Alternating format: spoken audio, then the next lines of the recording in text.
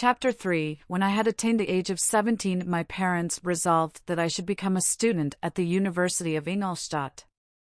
I had hitherto attended the schools of Geneva, but my father thought it necessary for the completion of my education that I should be made acquainted with other customs than those of my native country. My departure was therefore fixed at an early date, but before the day resolved upon could arrive, the first misfortune of my life occurred, an omen, as it were, of my future misery. Elizabeth had caught the scarlet fever, her illness was severe, and she was in the greatest danger. During her illness, many arguments had been urged to persuade my mother to refrain from attending upon her. She had at first yielded to our entreaties, but when she heard that the life of her favorite was menaced, she could no longer control her anxiety.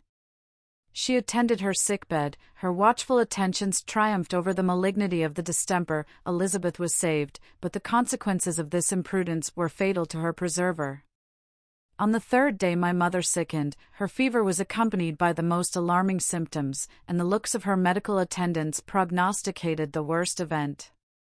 On her deathbed the fortitude and benignity of this best of women did not desert her. She joined the hands of Elizabeth and myself. "My children," she said, "my firmest hopes of future happiness were placed on the prospect of your union. This expectation will now be the consolation of your father. Elizabeth, my love, you must supply my place to my younger children. Alas! I regret that I am taken from you, and, happy and beloved as I have been, is it not hard to quit you all? But these are not thoughts befitting me. I will endeavor to resign myself cheerfully to death, and will indulge a hope of meeting you in another world." She died calmly, and her countenance expressed affection even in death. I need not describe the feelings of those whose dearest ties are rent by that most irreparable evil, the void that presents itself to the soul, and the despair that is exhibited on the countenance. It is so long before the mind can persuade itself that she whom we saw every day, and whose very existence appeared a part of our own, can have departed forever, that the brightness of a beloved eye can have been extinguished, and the sound of a voice so familiar and dear to the ear can be hushed, never more to be heard. These are the reflections of the first days, but when the lapse of time proves the reality of the evil, then the actual bitterness of grief commences. Yet from whom has not that rude hand rent away some dear connection? And why should I describe a sorrow which all have felt, and must feel? The time at length arrives when grief is rather an indulgence than a necessity, and the smile that plays upon the lips, although it may be deemed a sacrilege, is not banished. My mother was dead, but we had still duties which we ought to perform. We must continue our course with the rest and learn to think ourselves fortunate whilst one remains whom the spoiler has not seized. My departure for Ingolstadt, which had been deferred by these events, was now again determined upon. I obtained from my father a respite of some weeks. It appeared to me sacrilege so soon to leave the repose, akin to death, of the house of mourning and to rush into the thick of life. I was new to sorrow, but it did not the less alarm me.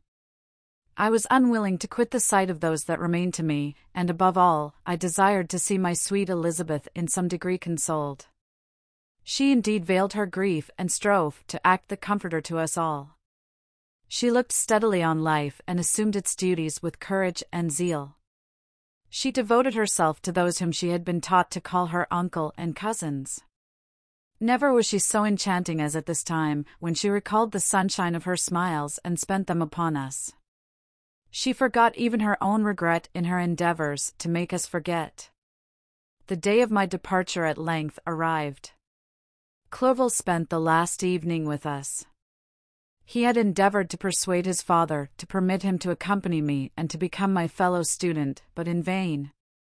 His father was a narrow-minded trader and saw idleness and ruin in the aspirations and ambition of his son. Henry deeply felt the misfortune of being debarred from a liberal education. He said little, but when he spoke I read in his kindling eye and in his animated glance a restrained but firm resolve not to be chained to the miserable details of commerce. We sat late. We could not tear ourselves away from each other nor persuade ourselves to say the word farewell. It was said, and we retired under the pretense of seeking repose, each fancying that the other was deceived. But when at morning's dawn I descended to the carriage, which was to convey me away, they were all there, my father again to bless me, Clovel to press my hand once more, my Elizabeth to renew her entreaties that I would write often and to bestow the last feminine attentions on her playmate and friend. I threw myself into the chaise that was to convey me away and indulged in the most melancholy reflections. I, who had ever been surrounded by amiable companions, continually engaged in endeavoring to bestow mutual pleasure, I was now alone. In the university whither I was going, I must form my own friends and be my own protector. My life had hitherto been remarkably secluded and domestic, and this had given me invincible repugnance to new countenances. I loved my brothers, Elizabeth, and Clerval. These were old familiar faces, but I believed myself totally unfitted for the company of strangers. Such were my reflections as I commenced my journey, but as I proceeded, my spirits and hopes rose. I ardently desired the acquisition of knowledge. I had often, when at home, thought it hard to remain during my youth cooped up in one place, and had longed to enter the world and take my station among other human beings. Now my desires were complied with, and it would, indeed, have been folly to repent. I had sufficient leisure for these and many other reflections during my journey to Ingolstadt, which was long and fatiguing. At length the high white steeple of the town met my eyes. I alighted and was conducted to my solitary apartment to spend the evening as I pleased. The next morning I delivered my letters of introduction and paid a visit to some of the principal professors. Chance, or rather the evil influence, the angel of destruction, which asserted omnipotent sway over me from the moment I turned my reluctant steps from my father's door, led me first to M. Crump, professor of natural philosophy. He was an uncouth man, but deeply imbued in the secrets of his science. He asked me several questions concerning my progress in the different branches of science appertaining to natural philosophy. I replied carelessly, and partly in contempt, mentioned the names of my alchemists as the principal authors I had studied. The professor stared. "Have you," he said, "really spent your time in studying such nonsense?" I replied in the affirmative. "Every minute," continued M. Crump with warmth, "every instant that you have wasted on those books is utterly and entirely lost. You have burdened your memory with exploded systems and useless names. Good God! In what desert land have you lived, where no one was kind enough to inform you that these fancies, which you have so greedily imbibed, are 1,000 years old and as musty as they are ancient? I little expected, in this enlightened and scientific age, to find a disciple of Albertus Magnus and Paracelsus. My dear sir, you must begin your studies entirely anew." So saying, he stepped aside and wrote down a list of several books treating of natural philosophy which he desired me to procure, and dismissed me after mentioning that in the beginning of the following week he intended to commence a course of lectures upon natural philosophy in its general relations, and that M. Waldman, a fellow professor, would lecture upon chemistry the alternate days that he omitted. I returned home not disappointed, for I have said that I had long considered those authors useless whom the professor reprobated, but I returned not at all the more inclined to recur to these studies in any shape. M. Crump was a little squat man with a gruff voice and a repulsive countenance. The teacher, therefore, did not prepossess me in favor of his pursuits. In rather a too philosophical and connected a strain, perhaps, I have given an account of the conclusions I had come to concerning them in my early years. As a child, I had not been content with the results promised by the modern professors of natural science. With a confusion of ideas only to be accounted for by my extreme youth and my want of a guide on such matters, I had trod the steps of knowledge along the paths of time and exchanged the discoveries of recent inquirers for the dreams of forgotten alchemists. Besides, I had a contempt for the uses of modern natural philosophy. It was very different when the masters of the science sought immortality and power. Such views, although futile, were grand, but now the scene was changed. The ambition of the inquirer seemed to limit itself to the annihilation of those visions on which my interest in science was chiefly founded. I was required to exchange chimeras of boundless grandeur for realities of little worth. Such were my reflections during the first 2 or 3 days of my residence at Ingolstadt, which were chiefly spent in becoming acquainted with the localities and the principal residents in my new abode. But as the ensuing week commenced, I thought of the information which M. Krempe had given me concerning the lectures. And although I could not consent to go and hear that little conceited fellow deliver sentences out of a pulpit, I recollected what he had said of M. Waldman, whom I had never seen, as he had hitherto been out of town. Partly from curiosity and partly from idleness, I went into the lecturing room, which M. Waldman entered shortly after. This professor was very unlike his colleague. He appeared about 50 years of age, but with an aspect expressive of the greatest benevolence. A few grey hairs covered his temples, but those at the back of his head were nearly black. His person was short but remarkably erect, and his voice the sweetest I had ever heard. He began his lecture by a recapitulation of the history of chemistry and the various improvements made by different men of learning, pronouncing with fervor the names of the most distinguished discoverers. He then took a cursory view of the present state of the science and explained many of its elementary terms. After having made a few preparatory experiments, he concluded with a panegyric upon modern chemistry, the terms of which I shall never forget. The ancient teachers of this science, said he, promised impossibilities and performed nothing. The modern masters promise very little. They know that metals cannot be transmuted and that the elixir of life is a chimera, but these philosophers, whose hands seem only made to dabble in dirt, and their eyes to pore over the microscope or crucible, have indeed performed miracles. They penetrate into the recesses of nature and show how she works in her hiding places. They ascend into the heavens. They have discovered how the blood circulates, and the nature of the air we breathe.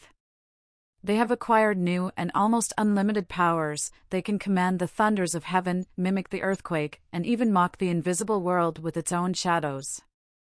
Such were the professor's words, rather let me say such the words of the fate, announced to destroy me. As he went on, I felt as if my soul were grappling with a palpable enemy. One by one the various keys were touched, which formed the mechanism of my being. Chord after chord was sounded, and soon my mind was filled with one thought, one conception, one purpose. So much has been done, exclaimed the soul of Frankenstein. More, far more, will I achieve. Treading in the steps already marked, I will pioneer a new way, explore unknown powers, and unfold to the world the deepest mysteries of creation. I closed not my eyes that night. My internal being was in a state of insurrection and turmoil. I felt that order would thence arise, but I had no power to produce it. By degrees, after the morning's dawn, sleep came. I awoke, and my yesternight's thoughts were as a dream. There only remained a resolution to return to my ancient studies and to devote myself to a science for which I believed myself to possess a natural talent. On the same day I paid M. Waldman a visit. His manners in private were even more mild and attractive than in public, for there was a certain dignity in his mien during his lecture which in his own house was replaced by the greatest affability and kindness. I gave him pretty nearly the same account of my former pursuits as I had given to his fellow professor.